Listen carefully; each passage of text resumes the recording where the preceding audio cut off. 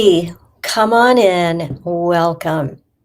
Always save you a spot. This is the Daily Tap, where I invite you to come out of your busy mind, feel down into your body, and allow your stress to release. We'll be using the EFT, Emotional Freedom Technique, or tapping, and an inspiration from an oracle card to help us let go of some of our daily stress and release whatever we've been kind of keeping stored in our body, because we know that tapping is clinically proven to reduce stress and relax your nervous system, help your body heal and release emotional and physical pain, help you move through any kind of challenge. This particular session that coming to you daily, actually, as I've said, as the Daily Tap, is designed to help you feel better regardless of what's going on in your life. So I want you to tune in with me, because all you need are your fingertips, and you can follow along and you can just say what I say, tap where I tap, and see how you feel. Because tapping regularly like this with me and on your own every day or every night, whenever you need it, tapping is so great because it is just needing your fingertips, and you can tap anywhere at any time. Anyone can do it. Love to teach it to children, how to use fingertip tapping, all those things. And anyway, I want you to know that the more often you do this, the more of that built up stress and those old wounds, traumas that have been kept inside you will be acknowledged and released. And of course, in my work as a coach, we go in a deeper way, but we are safe because of the tapping. It keeps us grounded and out of the spinning thoughts, so we can observe rather than re-experience or re-traumatize. It's very, very safe and sensitive. But get back to today. We're going to set an intention for the collective. And first, I want to tell you that you can always set an intention for yourself if there's something that you need to address in your personal, professional life, or just concerns about the world. Do that here, and the message you need to see and hear will come up for you. Whether you are seeing it now live or on the replay, the message is timeless, so it will reach you when you need it most.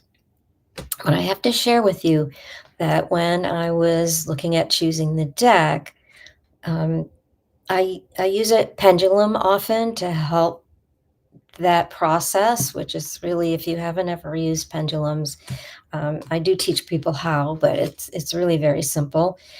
The more you work with one, the more you connect with your higher self and your inner knowing and your intuition.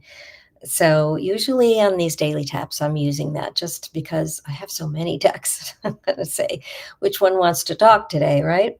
So asking which one had a message for us for the affirmation, two decks were equally wanting to speak. So I took the first one as maybe meaning I needed to use it before this session, and then the second one for you guys. But I wanted to share this. The first one was chakra wisdom.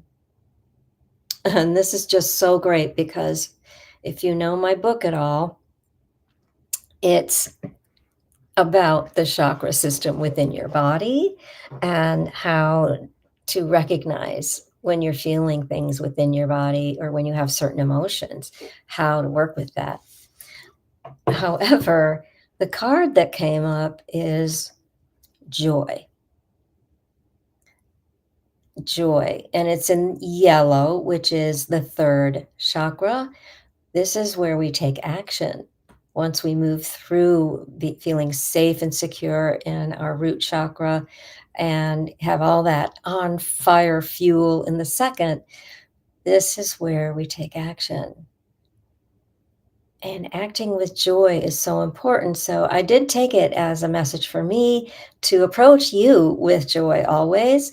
And there have been several years when I've been asked to choose a word for the year. I've been in some sort of class or something, and joy comes up. I think I've chosen it at least 3 times. It's just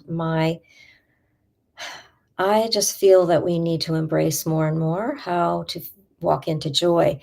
And yellow is my soul color. So it just really truly resonates with me. So take a look at that card, feel into joy. Is there somehow you can tap into joy today or on a daily basis? So I'm going to put that aside while we choose a card for the collective from this deck. And this one we've used recently, but it was pretty adamant with the pendulum anyway, of wanting to be chosen again. So the Wisdom of Avalon, Colette Baron-Reid. This last chakra deck is Tori Hartman. It's a whole kit, actually, that comes together. When I was writing the book, I needed a lot of assistance to help me on that. Okay, so I want you to feel into your body and see how much stress you're carrying today.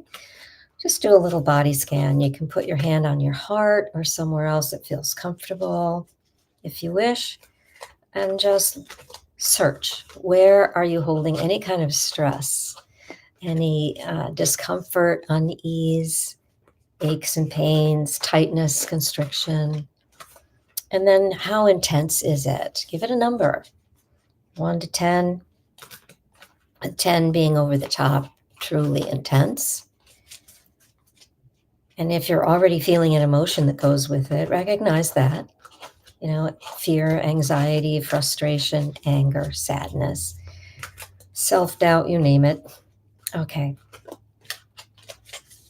Tuning in. What do we need to know today for the highest good of all? I'm going to go to the center of the deck. Okay. Let's see. Oh, it's the Merlin. Oh my goodness. All right, so I have to put my cheaters on. Alchemy, justice, balance. We've talked about alchemy before here. I feel that I love alchemy. I feel I am an alchemist in a way, but I think we all are when we start to do this deeper work, because alchemy in its original sense is turning lead into gold. But we can literally, by working with tapping and other processes and going a little bit deeper, journaling, we can turn what's heavy and leaden into golden opportunities. Justice and balance. Oh, this is so appropriate for these days, yeah? Oh, take a look at Merlin there. And there's the dragon. Very powerful protection as well. Okay, I digress. This is supposed to be short for you. 10, 15 minutes max, right? Okay, the Merlin. I don't think there's a number. Okay. Let's see what we have. And it's not alphabetical. Give me a moment. This is so funny. I should probably check in with the deck before I open it up, right? But let me find. All right, so. Oh, it's the very first card. I think that is a number on it. It's a 1. Oh gosh, it looks like part of a decoration. Take another look. Up there in that corner, that's a 1. So these first cards in the deck from 1 through 8 are the messengers of Avalon. So of course the Merlin would be first. Okay, let me find him. How crazy. I don't like to choose these before I come on. I want that energy to come through for you. as we do this. The Merlin, Alchemy, Justice, Balance. See what's happening in your body as you notice this card, hear those words, and I read the message, and we'll create an affirmation from it. The Merlin is the messenger of initiation and alchemy and is both the magician and the high priest. Ah, cool. He is the masculine keeper of magic and has the ability to turn iron ore into gold. Merlin says, "You have all you need to move forward. Rejoice that all the elements you require for success are indeed present. You are given notice that when it comes to your life and its purpose, the magical aspect of the Merlin can be summoned to help you find an answer that is within you." Oh, that's beautiful. When the Merlin appears, he tells you that justice will be done in all matters of your query, but not by any forceful action. Instead, ask yourself what you need to do to bring balance into your life. Are you working too hard? Perhaps overthinking things? Do you have enough downtime? The answers you seek are not found in obvious places. It's time to go within through meditation and prayer and ask the spirit world of the Merlin's magic influence to send you signs and omens to help you chart your course. The Merlin says that he will lend you his wisdom and magic on this leg of your journey until you can claim it as your own.